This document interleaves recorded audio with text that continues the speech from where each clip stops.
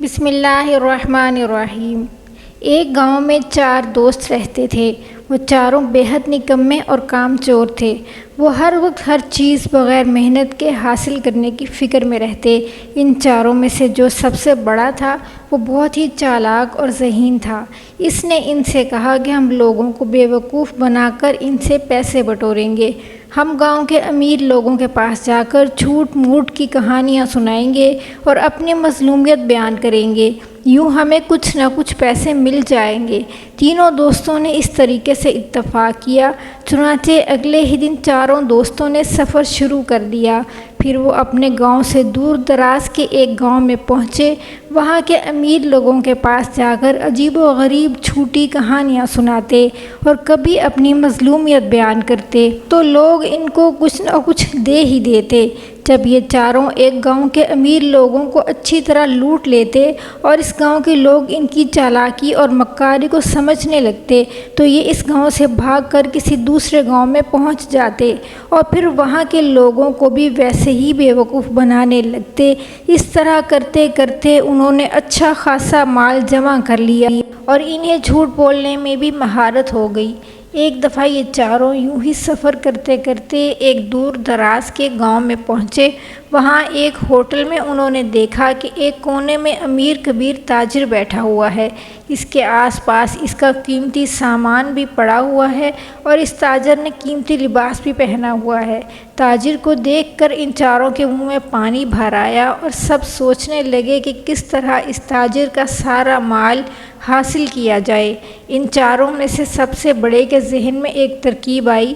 پھر اس نے یہ ترکیب تینوں کو بتائی تو تینوں نے اثبات میں سر ہلا دیے۔ چنانچہ یہ چاروں دوست تاجر کے پاس پہنچے۔ سلام دعا کے بعد ان میں سے ایک دوست نے تاجر سے کہا، اگر آپ رضامند ہوں تو ہم آپ کے ساتھ ایک کھیل کھیلنا چاہتے ہیں۔ کھیل یہ ہے کہ ہم سب ایک دوسرے کو جھوٹی کہانیاں سنائیں گے اور شرط یہ ہوگی کہ ان جھوٹی کہانیوں کو سچ کہنا پڑے گا۔ اگر ان کہانیوں پر کسی نے جھوٹا ہونے کا الزام لگایا تو وہ ہار جائے گا اور اس ہارنے والے کا سارا سامان لے لیا جائے گا۔ تاجر نے کہا، واہ، یہ کھیل تو بہت ہی مزیدار ہوگا، میں اس کے لیے تیار ہوں۔ اگر میں ہار گیا تو یہ سارا مال تمہارا ہو جائے گا۔ چاروں دوست تاجر کی یہ بات سن کر بہت ہی خوش ہوئے اور سوچنے لگے کہ ہم ایسی ایسی جھوٹی کہانیاں اس کو سنائیں گے کہ یہ فوراً پکار اٹھے گا، یہ جھوٹ ہے، ایسا نہیں ہو سکتا، اور پھر ہم جیت جائیں گے۔ اس تاجر کا سارا مال اپنے قبضے میں کر لیں گے۔ ضروری ہے کہ ہمارے اس کھیل میں گاؤں یا ہوٹل کا بڑا بھی موجود ہو تاکہ وہ ہار جیت کا فیصلہ کر سکے۔ تاجر نے کچھ سوچتے ہوئے کہا۔ چاروں دوستوں نے اس بات سے اتفاق کیا۔ چنانچہ گاؤں کے ایک چودھری کو بلایا گیا اور وہ ان پانچوں کے ساتھ بیٹھ گیا۔ پہلے دوست نے اپنی کہانی شروع کی۔ کہنے لگا، میں ابھی اپنی ماں کے پیٹ میں تھا، یعنی میں پیدا بھی نہیں ہوا تھا کہ میری ماں اور باپ سفر پر روانہ ہوئے۔ راستے میں آم کا ایک درخت نظر آیا۔ میری ماں نے وہاں رک کر میرے باپ سے کہا، مجھے آم کھانے ہیں، آپ درخت پر چڑھ کر آم توڑ کر لائیں۔ میرے باپ نے کہا، یہ درخت کسی اور کا ہے اور آم بھی بہت اوپر لگے ہوئے ہیں، میں اس پر نہیں چڑھ پاؤں گا۔ لہٰذا میرے باپ نے انکار کر دیا۔ میں جو ابھی ایک چھوٹا سا بچہ ہی تھا، مجھے جوش آیا، میں چپکے سے ماں کے پیٹ سے نکلا اور درخت پر چڑھ کر آم توڑے اور لا کر ماں کے سامنے رکھ دیے اور پھر واپس پیٹ میں چلا گیا۔ میری ماں اپنے سامنے آم دیکھ کر بہت خوش ہوئی اور مزے لے لے کر کھانے لگی۔ پہلے دوست نے کہانی سنا کر تاجر کی طرف سوالیہ نظروں سے دیکھا۔ تاجر نے کہانی سنتے ہی کہا، ارے واہ، کیا ہی زبردست کہانی ہے، ماں کے کام آئے، یہ کہانی کیسے جھوٹی ہو سکتی ہے؟ نہیں، یہ تو بالکل سچی کہانی ہے۔ پہلے دوست نے جب یہ سنا تو منہ بنا کر ایک طرف بیٹھ گیا۔ اب دوسرے دوست کی باری آئی۔ وہ کہنے لگا، میری عمر ابھی صرف 6 سال تھی، مجھے شکار کا بے حد شوق تھا۔ ایک دفعہ میں جنگل میں گیا، وہاں اچانک مجھے دور ایک خرگوش نظر آیا۔ میں اس کے پیچھے دوڑا، یہاں تک کہ میں اس کے قریب پہنچ گیا۔ جب میں اس کے قریب پہنچا تو معلوم ہوا کہ وہ خرگوش نہیں بلکہ شیر ہے۔ شیر نے مجھے دیکھ کر میری طرف بڑھنا شروع کیا۔ اب تو میں بہت گھبرا گیا۔ میں نے شیر سے کہا، دیکھو شیر بھائی، میں تو تمہارے پیچھے صرف اس لیے آیا تھا کہ مجھے لگا کہ آپ خرگوش ہو، خدا کے لیے مجھے جانے دو۔ لیکن شیر نے میری بات نہ مانی اور کرانے لگا۔ پھر مجھے بھی بہت غصہ آ گیا اور میں نے ایک زوردار تھپڑ شیر کو مارا۔ شیر وہیں دو ٹکڑے ہو کر مر گیا۔ واہ واہ، کیا بہادری ہے! بندے کو ایسا ہی بہادر ہونا چاہیے۔ یہ کہانی بالکل جھوٹی نہیں ہو سکتی۔ تاجر نے دوسرے دوست کی کہانی سن کر اسے داد دیتے ہوئے کہا۔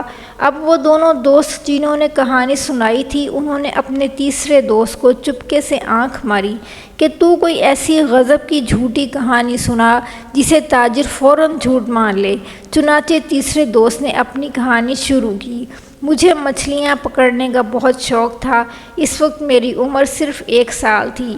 ایک دن میں دریا کے کنارے گیا اور وہاں پانی میں جال ڈال کر بیٹھ گیا۔ کئی گھنٹوں جال لگانے کے باوجود ایک مچھلی بھی جال میں نہ آئی۔ میں نے قریب کے مچھیروں سے پوچھا کہ آج دریا میں مچھلی نہیں ہے کیا؟ ان مچھیروں نے مجھے بتایا کہ 3-4 دنوں سے ایک بھی مچھلی نظر نہیں آئی۔ میں یہ سن کر حیران ہو گیا اور میں نے دریا میں غوطہ لگایا۔ دریا کی تہہ میں پہنچ کر میں نے دیکھا کہ ایک بہت بڑی مچھلی بیٹھی ہوئی ہے اور آس پاس کی تمام چھوٹی بڑی مچھلیوں کو بڑے ہی مزے سے کھائے چلے جا رہی ہے۔ یہ دیکھ کر مجھے اس بڑی مچھلی پر بہت غصہ آیا۔ میں نے اس بڑی مچھلی کو ایک زبردست مکہ رسید کیا اور اسے وہیں ڈھیر کر دیا۔ پھر میں نے وہیں دریا کی تہہ میں بیٹھ کر آگ جلائی اور وہیں پہ مچھلیاں پکائیں۔ یہ کھا کر دریا سے باہر آ گیا اور اپنا سامان لے کر اپنے گھر کی طرف چل پڑا۔ تیسرے نے دریا کی سب سے چھوٹی مچھلیوں کو آزادی دلائی۔ کتنا نیکی کا کام کیا! بالکل سچی کہانی ہے۔ اب باری چوتھے دوست کی تھی۔ اس نے کہنا شروع کیا، میری عمر صرف 2 سال تھی۔ ایک دن میں جنگل میں گیا۔ وہاں کھجوروں کے بڑے بڑے درخت تھے اور ان پر بہت زیادہ کھجوریں لگی ہوئی تھیں۔ میرا بہت دل چاہا کہ کھجوریں کھاؤں۔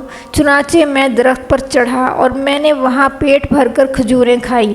جب میں درخت سے نیچے اترنے کا ارادہ کیا تو مجھے لگا میں نیچے اترتے اترتے گر جاؤں گا۔ میں درخت کے اوپر ہی بیٹھا رہا یہاں تک کہ شام ہو گئی۔ اچانک میرے ذہن میں ایک ترکیب آئی کہ کیوں نہ میں گاؤں سے سیڑھی لا کر اس کے ذریعے سے نیچے اتروں۔ چنانچہ میں گاؤں گیا، وہاں سے سیڑھی اٹھا کر درخت کے ساتھ لگائی اور پھر اس کے ذریعے سے نیچے زمین پر اتر گیا۔ اب چاروں دوستوں نے امید بھری نظروں سے تاجر کی طرف دیکھا کہ اب ضرور کہہ دے گا کہ نہیں، یہ کہانی تو جھوٹی ہے۔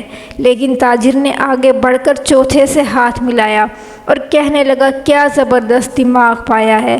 ایسی ترکیب تو کسی بہت ذہین آدمی کے ذہن میں ہی آ سکتی ہے۔ یہ تو بالکل سچی کہانی معلوم ہوتی ہے۔ تاجر نے بات ختم کرتے ہوئے کہا۔ اب تو چاروں بہت گھبرائے کہ کہیں ہم ہار نہ جائیں اور ہمارا سارا مال تاجر لے اڑے۔ کہانی سنانے کی باری اب تاجر کی تھی۔